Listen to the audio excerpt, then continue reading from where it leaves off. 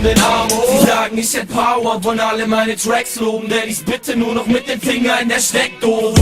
Verrat zu uns dein Geheimnis. Ich weiß nicht, denn es ist mir irgendwie so peinlich. Komm schon. Okay, ich mach jeden Tag und dreimal täglich und das Wichtigste ist, doch ich bin grad bloß am Bahnhof. Schlag jetzt die Zeit und danach deine Manto. Spaß, ich bin harmlos und spiel auf meiner Blockflöte den Kanon, Plural-Kanon.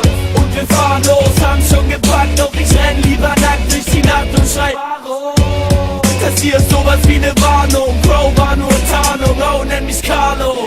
Haha, hi Kids, ich bin Carlo. Werf den Arm hoch und gib mir ein Hallo.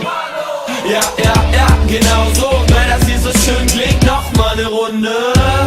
Hi Kids, ich bin Carlo. Werf den Arm hoch und gib mir ein Hallo. Ja, ja, ja, genau so. Jeder, der mich nicht kennt, nimmt trotzdem den Arm hoch. Ja, Leute fragen mich, ob so viel Swag eigentlich wehtut. Keine Ahnung, denn ich fühle nichts, doch mir geht's gut. Dank der Ups und Downer bin ich gerade so erträglich. Überdosis, überheblich, überroll dich wie ein G-Zug. Denn ich bin ein Geisterfahrer, ich hab meistens